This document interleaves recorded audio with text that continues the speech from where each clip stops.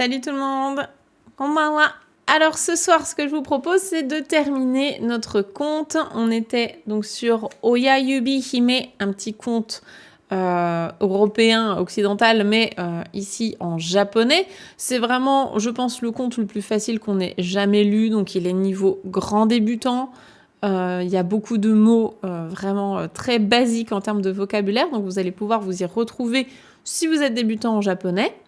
On est sur la 3e et dernière partie aujourd'hui. Je m'excuse d'avance pour ma voix, je suis malade. Mais on va faire de notre mieux pour faire en sorte que, qu'on puisse terminer ensemble ce conte. Je vais vous résumer les 2 premières parties si jamais vous les avez loupées. Donc, voici Oya Yubi Hime. Donc en français, ça peut être la petite poussette ou bien Pousselina, ça dépend. En tout cas, en japonais, c'est la princesse pousse. Donc comme c'est pas vraiment classe comme nom, on va conserver son nom Oya Yubi Hime, ça sera bien. Oya Yubi Hime, elle est née parce que une dame, donc sa maman, était allée voir une magicienne pour lui demander à avoir un enfant. Elle a eu donc la petite Oya Yubi Hime dans une fleur, sauf que du coup elle est toute petite, elle est née dans une fleur. Elle est adorable, elle chante très bien, sa maman lui a fait un joli petit nid dans une coquille de noix, sauf que un jour elle se fait enlever par un crapaud. Le crapaud veut absolument la marier à son fils crapaud, mais Oya Yubi Hime, en se réveillant, elle pleure parce qu'elle veut absolument pas se marier à un crapaud. Les poissons l'aident à se libérer et le nénuphar sur lequel elle est part à la dérive, donc dans la rivière. Entre-temps, elle rencontre un gentil papillon qui l'aide à avancer, sauf qu'elle se fait kidnapper par un scarabée. Le scarabée la ramène dans la forêt avec ses copains scarabées. Sauf que les autres scarabées, ils disent « Non mais attends, t'as vu celle-là, elle a pas d'antenne, elle a pas d'aile, on n'en veut pas, c'est pas normal. » Donc le scarabée l'abandonne. Elle se retrouve toute seule au beau milieu de la forêt. Les papillons et les petits oiseaux lui viennent en aide pour lui dire « ça tu peux manger, ça se mange, etc. » Sauf que elle finit par passer l'automne puis l'hiver dans la forêt. En ayant tellement froid, elle rencontre un jour, elle voit de la lumière comme ça au pied d'un arbre et elle fait la connaissance de la mamie Mulot. La gentille mamie Mulot l'héberge et puis elle commence à créer une relation un peu mère-fille entre les deux.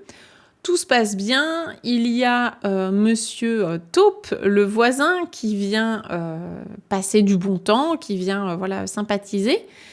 Et un jour, la princesse, donc Oya Yubi Hime, soigne une hirondelle qui était blessée.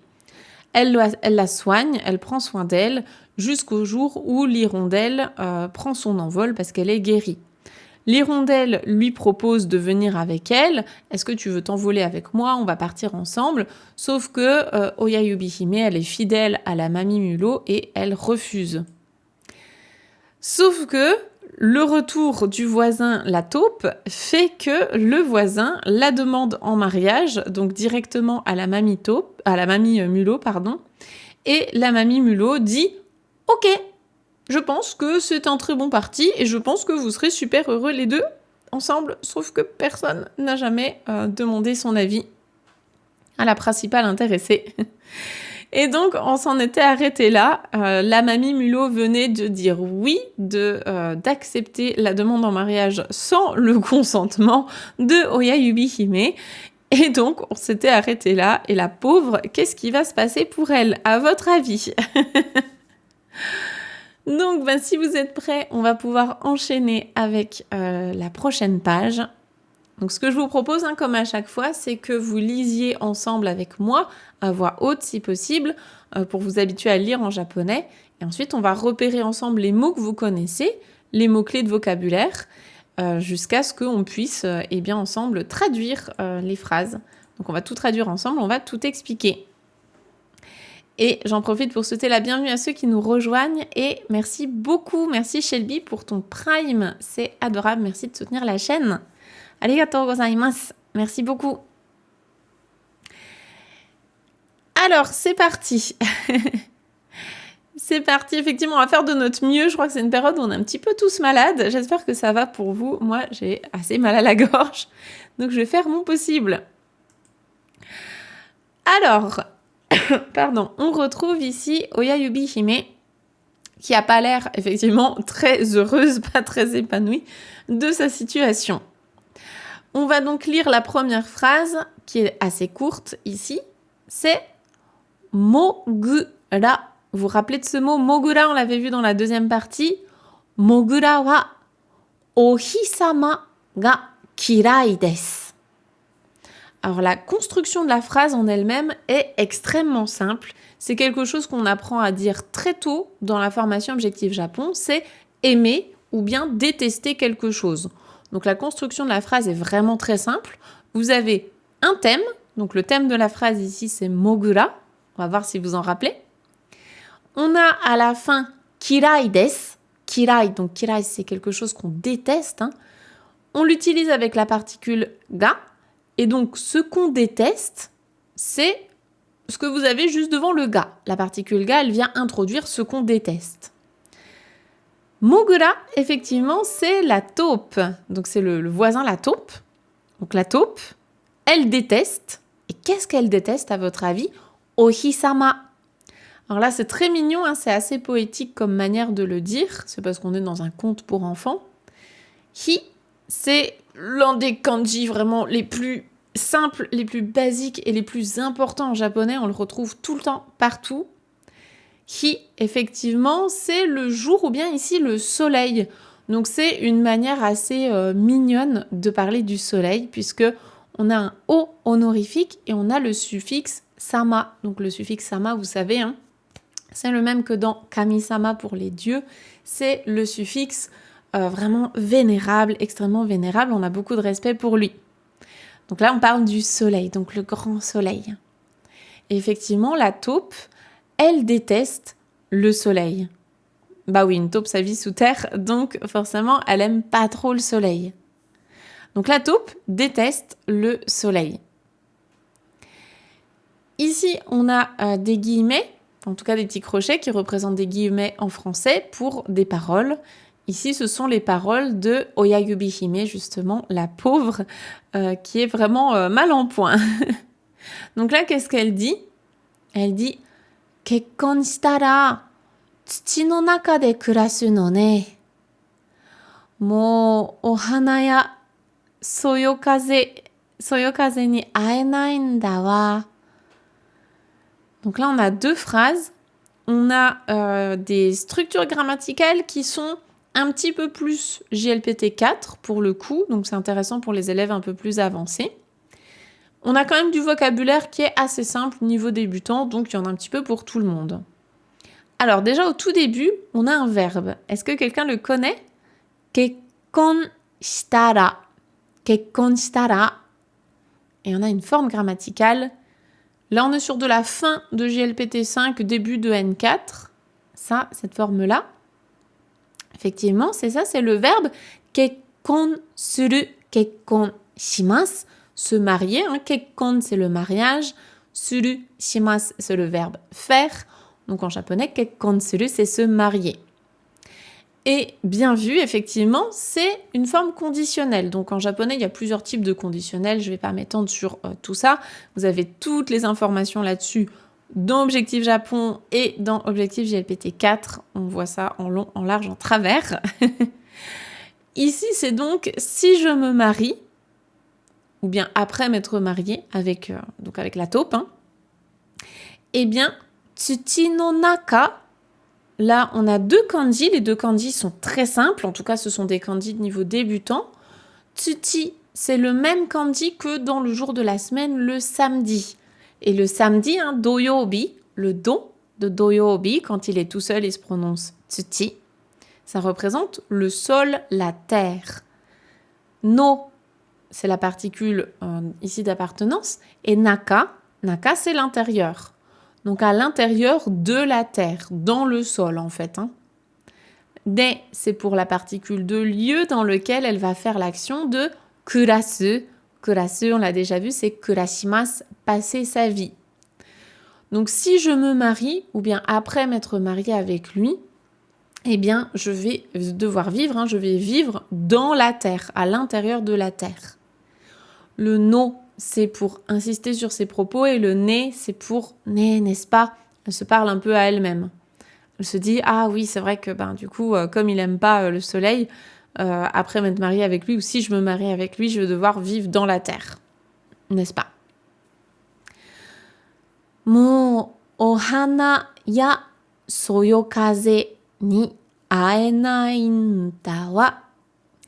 Là, on a un mot que vous reconnaissez normalement, c'est hana, les fleurs. Donc là, elle a mis un o honorifique parce qu'elle leur porte a priori du respect. Et dans soyokaze, vous pouvez peut-être reconnaître le mot kaze qui veut dire le vent. Soyokaze, c'est la brise en fait, la petite brise. Ici, on est au printemps, donc c'est une brise plutôt agréable. Donc les fleurs, ya, c'est la particule de liste non exhaustive, donc ça et ça et ça entre autres. Donc que ce soit les fleurs ou bien que ce soit la brise, eh bien, mo aenai. Aenai, c'est elle ne pourra plus les rencontrer. Ce ne sera plus possible en fait d'en profiter, de les rencontrer entre guillemets, même si c'est pas des êtres vivants, mais elle pourra plus en tout cas en profiter. Et donc, mo plus négatif en japonais, c'est ne plus faire quelque chose. Donc, je ne pourrai plus être en contact avec la brise ni avec les fleurs. Ce sera terminé. On ne pourra plus faire ça. Ici, c'est encore une fois la forme en odes. Ici, c'est nda, donc forme neutre. Et wa, à la fin, c'est une particule. C'est un peu l'équivalent du yo, mais ça sonne plutôt féminin. Donc, elle insiste sur ses propos. Voilà, je vous laisse déjà voir si tout est OK là-dessus. Je suis désolée, j'ai vraiment mal à la gorge, donc je vais boire un petit peu.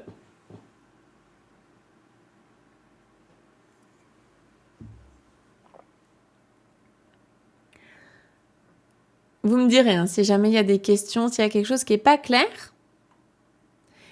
Et j'enchaîne avec la dernière phrase, comme ça on aura déjà fait toute cette page et puis on pourra se faire un petit récap du vocabulaire.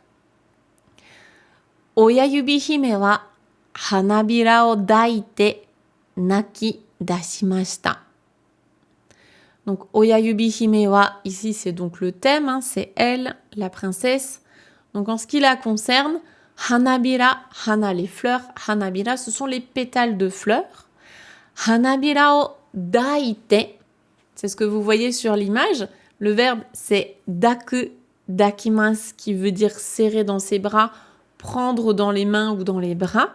Donc ici, c'est vraiment enlacer un petit peu, c'est ce qu'elle fait avec donc les pétales de fleurs. Elle prend les pétales de fleurs dans ses mains et naki dashimashita. Naku, nakimasu, c'est pleurer et nakidasu, c'est se mettre à pleurer, c'est un peu éclater en sanglots. Donc elle prend les pétales dans ses mains et elle éclate en sanglots. Alors, je vois qu'il y a deux questions. On a déjà mo, pas pour dire aussi. Alors, la particule aussi, c'est mo, tout court. Il n'y a pas d'allongement. Faites bien attention à ça. Par contre, l'adverbe mo, donc celui-là, avec un allongement, mo plus de l'affirmatif, c'est déjà. Donc, par exemple, mo tabemashita, j'ai déjà mangé. Mo plus négatif, c'est ne plus quelque chose. Donc faites bien attention à ce mot au plus affirmatif et mot au plus négatif. C'est trois significations différentes. Et hanabi, c'est feu d'artifice, mais là c'est pas le même mot du tout. Hanabira, il y a une syllabe en plus. Donc hanabira, ce sont les pétales de fleurs. Hanabi, c'est le feu d'artifice. Effectivement, ce serait pas... Enfin, pour le bi, on aurait le kanji du feu. Mais là, c'est pas du tout le cas. Est-ce qu'il y avait d'autres questions ici ? C'est un petit peu toujours les mêmes mots qu'on revoit. C'est aussi ça l'intérêt de pouvoir lire un conte en entier. C'est que du coup, c'est un peu le même vocabulaire qui revient de page en page. Et donc, ça permet de retenir des mots de vocabulaire au passage.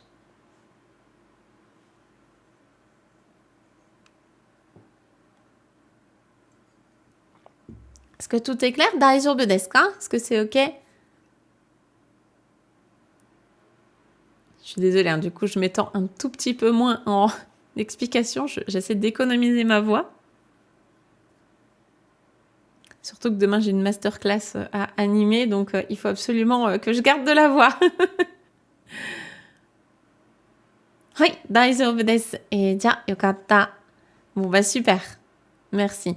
De toute façon, vous pourrez revoir le replay hein, si jamais il vous manque une explication. On enchaîne avec la page suivante où là, il se passe quelque chose. Ça y est. Parce que la pauvre, c'était vraiment pas fun pour elle. Hein. Là, la page précédente, c'était pas fun. Qu'est-ce qui se passe? Eh bien, sono toki, Oyayubi hime no karada ga maiagarimashita. Sono toki, donc à ce moment-là, pile à cet instant-là, Oyayubi hime no karada. Karada, c'est le corps. Donc le corps de Oyayubi hime. Je vous rappelle, hein, en japonais, la particule no, c'est... on l'utilise... Enfin, en tout cas, les mots sont inversés. L'ordre des mots est inversé par rapport au français. Donc le corps de Oyayubi hime. Et bien son corps, qu'est-ce qu'il a? Ga pour la particule de sujet. Donc son corps, eh bien, mai agarimashita. On a, vous voyez, le kanji de ue, donc le kanji de tout ce qui est au-dessus. Donc on sait qu'il se passe un truc avec au-dessus. Et mai agaru, mai agarimashita, ici conjugué au passé, c'est se soulever. Donc s'élever dans les airs, prendre de la hauteur. Donc à ce moment-là, eh bien son corps, hop, s'élève dans les airs. Et pourquoi? Qu'est-ce qui se passe? Eh bien, tsubame ga senaka ni noseta no deshita. Tsubame, donc là c'est un bon rappel de vocabulaire de la dernière fois. Hein. Tsubame, c'est l'hirondelle en japonais. Donc effectivement, c'est le retour du personnage l'hirondelle. Tsubame ga senaka. Senaka, c'est le dos, la partie du corps, le dos. Senaka ni noseta. Noseta, noseru, elle l'a fait monter, elle l'a fait grimper. Et encore une fois, on a la forme en no des, ici conjuguée au passé. Donc no deshita, c'est tout simplement pour insister sur des explications. Donc on explique ce qui vient de se passer. Pourquoi est-ce que son corps s'est élevé dans les airs? Eh bien parce que l'hirondelle, une hirondelle, l'a fait grimper sur son dos. Elle l'a fait monter sur son dos. Donc le verbe ici, noseru, nansemasu, faire monter sur... Enfin, embarquer, faire monter. Et du coup, faire monter sur son dos. Ici, on a à nouveau des paroles. Et les paroles en question, eh bien, c'est l'hirondelle qui parle. C'est l'hirondelle.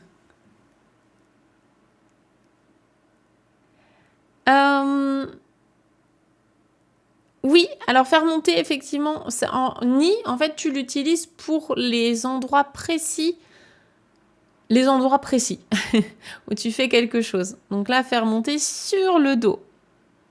Alors que des, c'est plutôt le lieu dans lequel tu fais une action. Donc tu peux voir ça un peu comme une maison dans laquelle, au sein de cette maison, tu fais une action. Alors que ni, c'est vraiment très précis. Il a pris la princesse et il l'a fait monter sur son dos. Et donc, que dit l'hirondelle? L'hirondelle lui dit « Hontou ni suki na hito to kekkon shinasai ». Hontou ni suki na hito to kekkon shinasai. Hontou ni, donc hontou ni, c'est vraiment, hein, vraiment, vraiment. Honto quelque chose, honto no quelque chose, c'est quelque chose de vrai. Honto ni, c'est avec donc le ni pour le transformer en adverbe. Donc vraiment, vraiment, ski, c'est donc aimer. Ski na hito, une personne donc que tu aimes. Hein. Ski na hito to le to pour et, avec, en compagnie de, kekkon shinasai. C'est à nouveau le verbe kekkon suru, kekkon shimasu, se marier. Et la forme en shinasai, on en parle en détail dans la formation objectif GLPT 4, donc je vous invite à aller voir le cours qui lui est consacré, mais en gros, c'est une forme d'impératif un petit peu doux. Donc ce que lui dit l'hirondelle, c'est « marie-toi avec quelqu'un que tu aimes vraiment ». Effectivement, on fait un personnage qui a du bon sens. C'est le personnage le plus sympa jusqu'à présent. « So sureba, aite mo shiawase ni naru no desu yo ». « So sureba », la forme en bas, c'est un autre conditionnel. Il y a plusieurs types de conditionnels en japonais.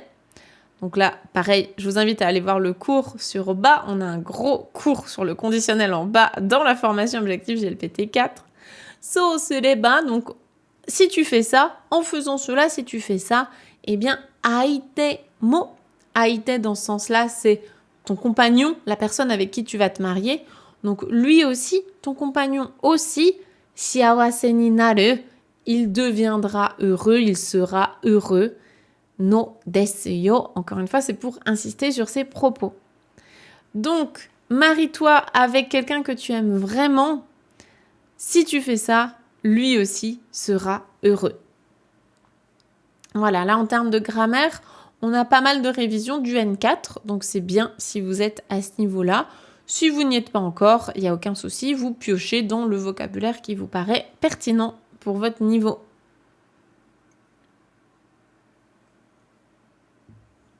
Et bienvenue à ceux qui nous rejoignent.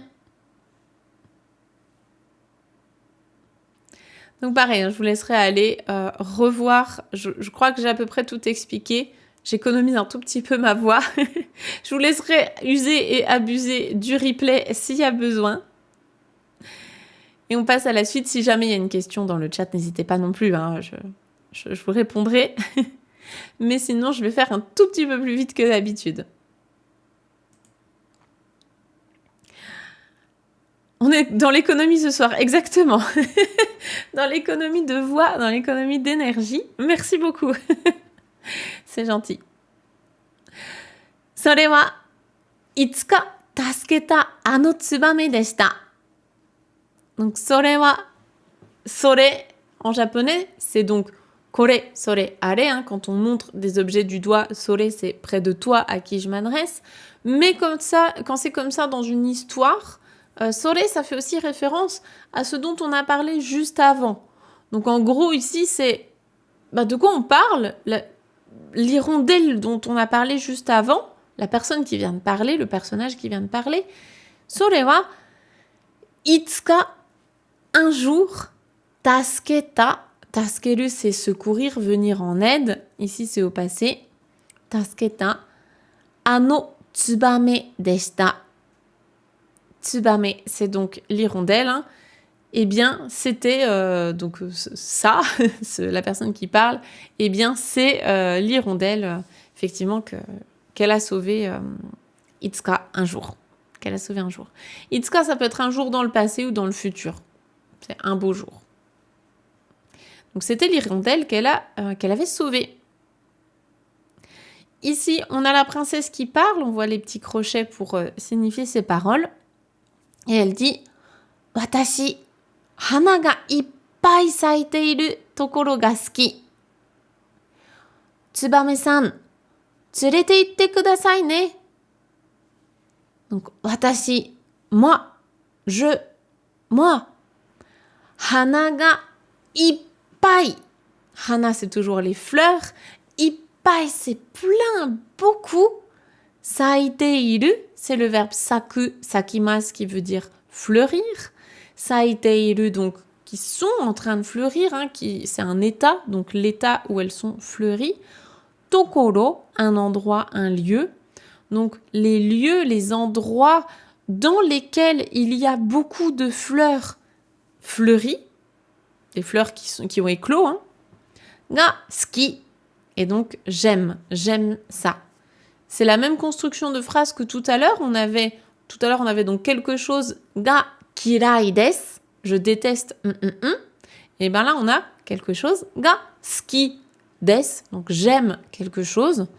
Et comme ici, elle parle peut-être de manière un petit peu familière, ou en tout cas, c'est presque comme si elle se parlait un peu aussi à elle-même. Hein, c'est ah, moi j'adore les endroits où il y a plein de fleurs qui ont fleuri.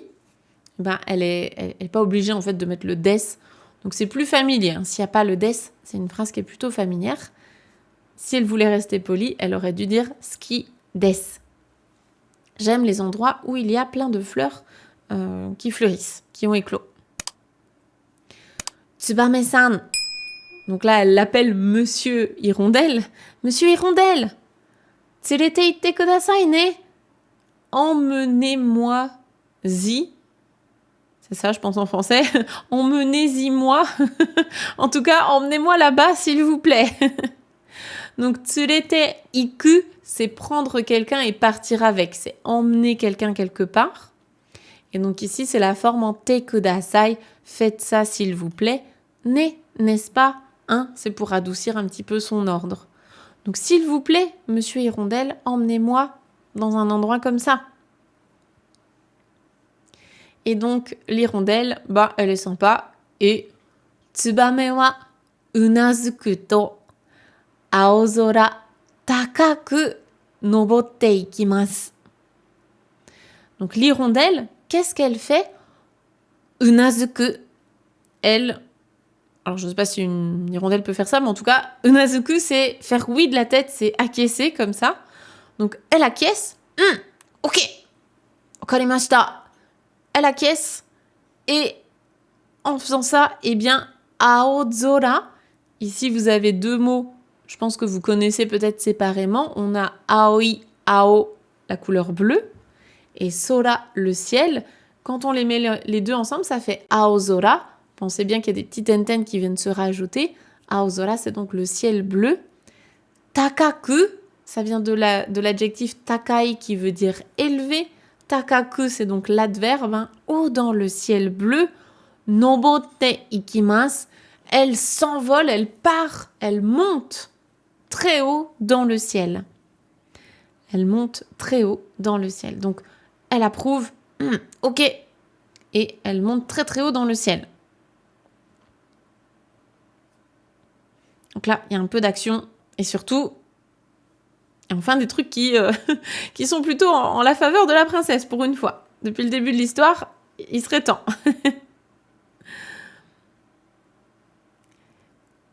Voilà pour cette page. Je bois un petit coup, dites-moi si jamais il y a des questions, des choses qui ne seraient pas claires avant que je passe à la suite.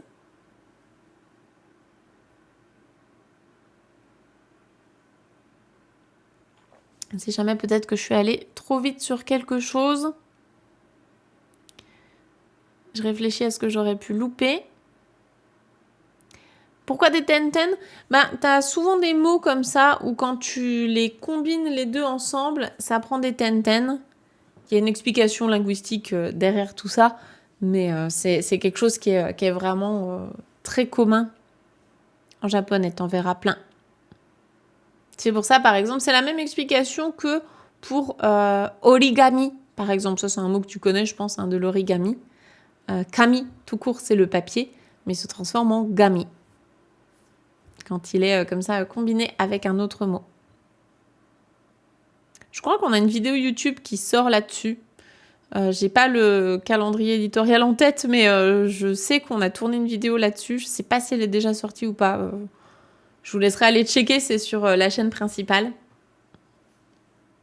Comme ça, je donne plein d'autres exemples de ce style. Vous pourrez aller voir. Ok, desu. Ok.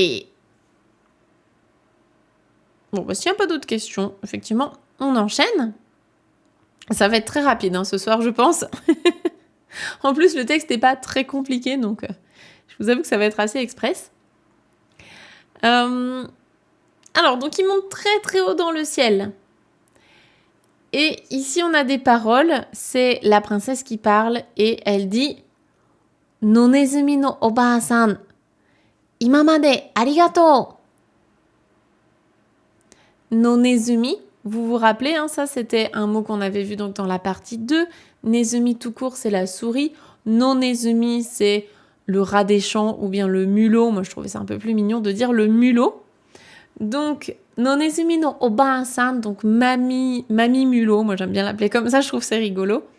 Mamie mulot, imamade, jusqu'à présent.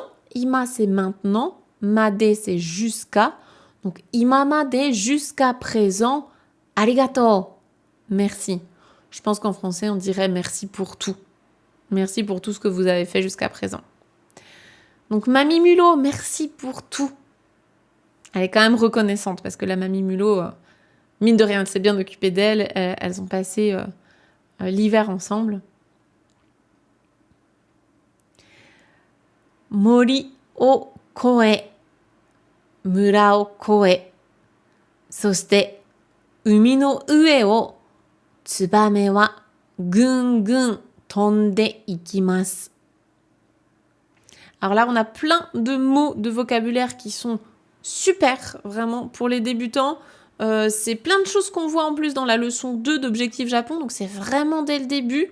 On a Mori, la forêt, Mura, le village, Umi, la mer, Ue, au-dessus. Et ensuite, donc, on retrouve Tsubame pour l'hirondelle. Et on a donc 2 verbes ici à la fin. On a tonde, c'est la forme en T du verbe tobu, tobimasu, qui veut dire voler, donc voler dans le ciel. Et iku, ikimasu, qui veut dire aller, avancer, partir. Donc avec ça, on comprend globalement de quoi on parle, mais on va quand même traduire dans le détail. Donc mori o koe, en fait ici, c'est le verbe koeru, qui veut dire dépasser, survoler, enfin plutôt dépasser, mais dans le sens passer. Il dépasse la forêt, il dépasse ensuite mura, donc des villages ou un village. Il dépasse tout ça, il traverse aussi, ça peut être traverser la forêt. Donc il traverse la forêt, il traverse des villages. Et soshite umi no ue o tsubame wa gun gun tonde ikimasu. Et donc l'hirondelle, elle vole, elle avance en volant, gun gun, très vite, en un clin d'œil, vraiment elle va super vite. Elle avance très vite au-dessus de la mer. Et donc elle dépasse les villages, elle dépasse les forêts, elle avance super vite. Et donc pourquoi on a cette forme-là ? Parce que de base, vraiment ce que vous allez apprendre, nous ce qu'on voit dans Objectif Japon, c'est vraiment la base. Quand on veut enchaîner plusieurs verbes, on va utiliser la forme en T. Ça c'est ce qu'on voit le plus classique, il n'y a pas de souci là-dessus, c'est très bien. Et quand on veut avoir la même chose, donc quand on veut enchaîner plusieurs verbes dans la même phrase, mais avec une intention un tout petit peu plus formelle, donc c'est ce qu'on voit souvent dans les textes, eh bien, au lieu de prendre la forme en T du verbe, on va prendre sa forme en mas, donc là par exemple koemas, et on enlève le mas. Et donc là, si j'enchaîne juste comme ça, eh ben, ça a le même effet que la forme en T, mais ça sonne un tout petit peu plus formel, un petit peu plus écrit. Donc c'est ce qu'on a ici. C'est plus avancé comme notion. C'est pour ça que c'est pas du tout grave si vous retenez pas ça. À l'oral, vous aurez surtout besoin de la forme en T. C'est pour ça que c'est ce qu'on voit dans l'objectif Japon, c'est déjà très très bien. Donc il passe la forêt, il traverse la forêt, il traverse des villages et ensuite il s'envole donc au-dessus de la mer. Et là, vous avez plein de vocabulaire hyper intéressant à retenir pour un niveau débutant. Je bois un petit coup, comme ça, vous me dites si jamais il y a des questions.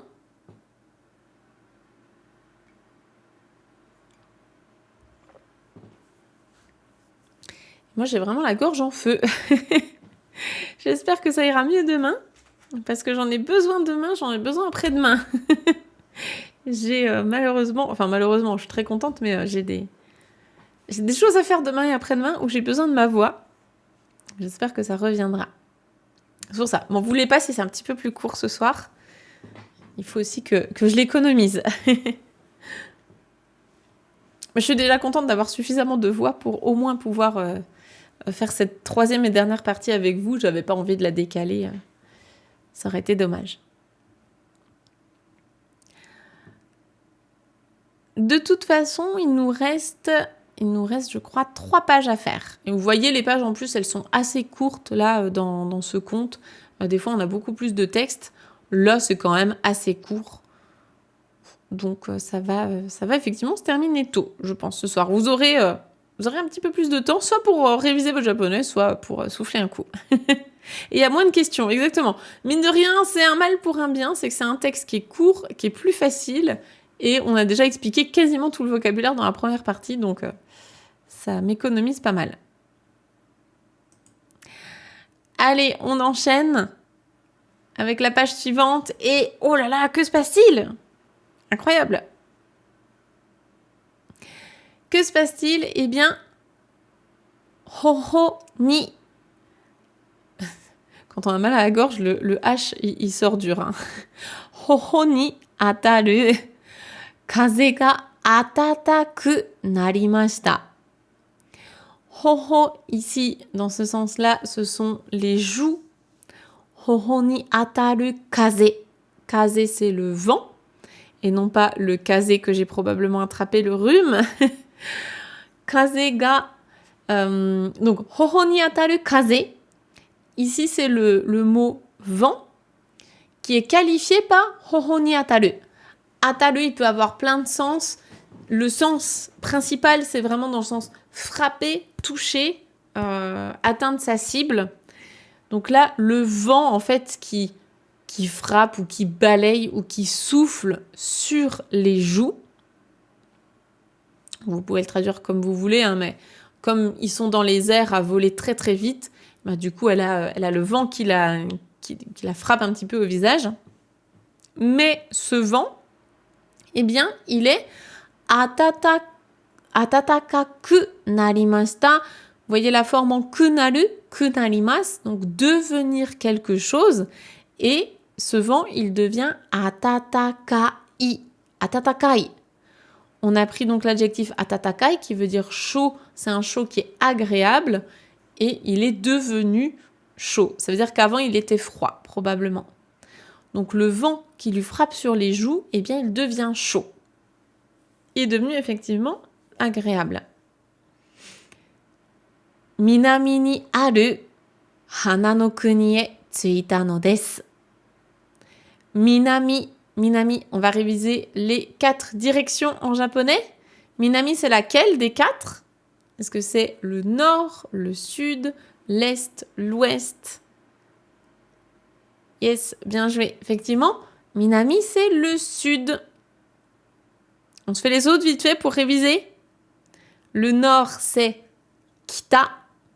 L'est, alors je ne sais pas dans quel sens vous êtes, mais l'est chez moi, à la droite, c'est Higashi. Et l'ouest, c'est Nishi. Donc, Minami, c'est pour le sud. Minami ni aru, qui se situe au sud. Hana no kuni, le pays des fleurs. Kuni pour le pays. Donc, Minami ni aru, hana no kuni e tsuita no desu. Tsukimasu, arriver. Tsuita, donc, ils sont arrivés au pays des fleurs, situé au sud. C'est pour ça qu'il fait chaud. No desu, encore une fois, pour insister sur les explications. Donc, ils sont arrivés dans le pays des fleurs. Tsubame wa ookina hana no ue ni oyayubi hime o oroshimashita.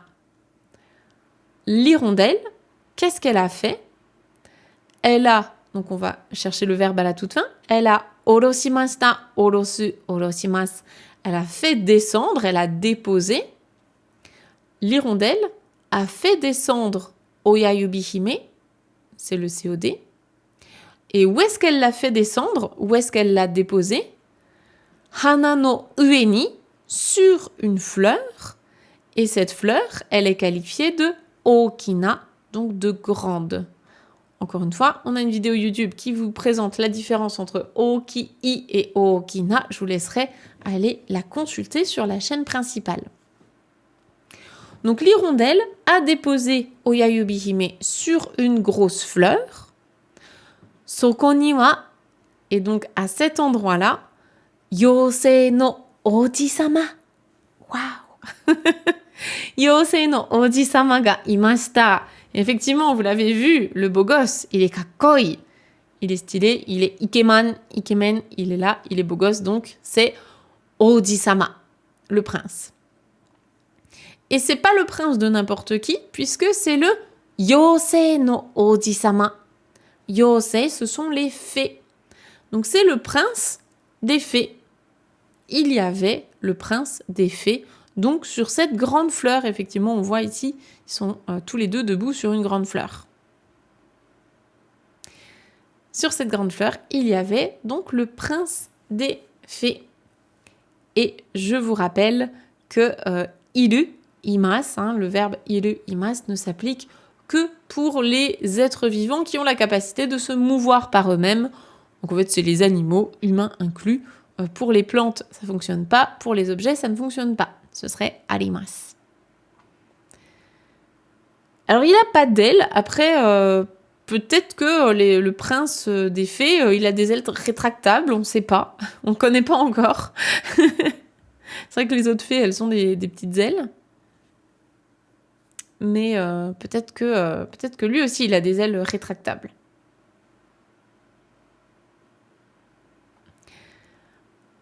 Voilà pour cette page et il nous reste 2 pages. Je vous laisse me dire si jamais il y a des questions, quelque chose que j'aurais pas expliqué avant de passer à la suite.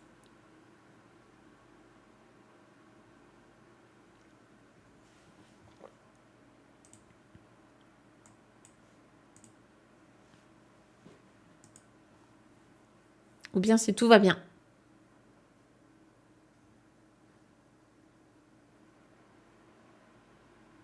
Bon, elle est sympa quand même, l'hirondelle. C'était vraiment le meilleur perso de tous, on est d'accord. Tsubame-san. Tsubame-san, c'était vraiment le top personnage de cette histoire. Tout est ok, ça marche. Après voilà, tout ce genre de vocabulaire, que ce soit le prince, les fées, l'hirondelle, etc. On est d'accord, c'est du bonus, tout ça. Vous l'apprenez que si vous estimez que vous en avez envie, que vous en avez besoin. Mais quand on est grand débutant, on n'a pas besoin de savoir dire le prince des fées et l'hirondelle. Si c'est votre première leçon de japonais, c'est peut-être un peu too much. Bon, enfin, après, vous faites ce que vous voulez. Ok, je vous laisse continuer avec moi sur l'avant-dernière page. On a bientôt terminé. L'avant-dernière page, elle nous dit que Oyayubi hime to oji-sama wa sugu ni aite o suki ni narimashita. Évidemment. Évidemment. Donc, Oyayubi hime to oji-sama. Donc la princesse et le prince, en ce qui les concerne, sugu ni, immédiatement, tout de suite. Aite o suki ni narimashita. Donc suki ni naru, c'est devenir s'aimer. Donc en gros, ils sont tombés amoureux l'un de l'autre tout de suite. Tout de suite, ça a été réciproque. L'un et l'autre se sont aimés. Tsubame mo o yorokobi. L'hirondelle, elle aussi, donc la particule mo pour dire aussi. L'hirondelle aussi. O yorokobi. Yorokobi, c'est la joie et donc o yorokobi, elle est super heureuse. Elle aussi, elle est trop contente. Tout le monde il est content.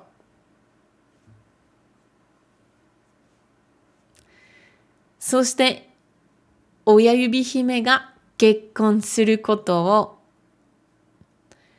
sodatete kureta onna no hito ya nonezumi no oba-san ni shiraseru to yakusoku shimashita. J'étais en train de regarder si j'ai pas loupé une phrase, mais non, ça a été... that escalated quickly. C'est juste arrivé très vite.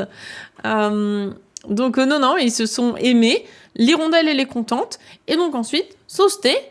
Et ensuite, Oyayubi hime ga kekkon suru koto, donc le fait qu'elle se marie, koto, hein, c'est le fait de, le fait qu'elle se marie, oh, donc ce truc-là, cet événement-là, le fait qu'elle se marie, eh bien, sodatete kureta onna no hito, la femme qui l'a élevée, hein, qui l'a fait grandir, donc, et elle en est reconnaissante. Donc la femme qui l'a élevée, ya, et aussi nonezumi no obaa-san, et la mamie mulot, ni shiraseru, elle leur a donc fait savoir, elle leur a communiqué l'information, elle les a informés, to yakusoku shimashita. Eh bien, elle leur en a fait la promesse. Elle leur a elle a promis de les informer de son mariage.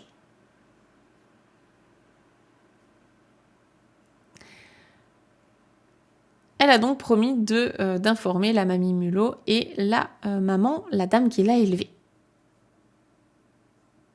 Donc là, on retrouve le vocabulaire qu'on avait au tout début. C'est bien aussi pour pouvoir réviser si jamais vous avez fait ça en plusieurs sessions. Comme ça, on retrouve le même vocab. Effectivement, ils sont tombés amoureux et puis, a priori, ils ont pris la décision de se marier. Elle a promis de les informer. Donc, yakusoku suru, hein, c'est faire une promesse.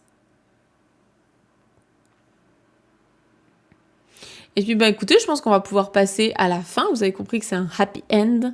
Après toutes ces péripéties, tous ces rebondissements, on a un happy end. Et tadam! Voilà la dernière image. Il y a très peu de texte, donc on va pouvoir terminer là-dessus. Et la fin de l'histoire, c'est que Hanabira ga mai. Hotaru no akari ga yureru kekkon shiki. Donc là, on a du vocabulaire très poétique, très joli. Hanabira, ce sont donc les pétales de fleurs. Hanabira ga mai, ça c'est le verbe mau qui veut soit dire danser, soit comme ça voltiger un peu. Encore une fois, à chaque fois, je mime le truc, mais c'est le gif qui passe derrière ma caméra, là.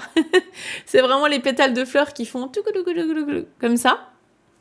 Donc, les pétales de fleurs voltigent dans l'air.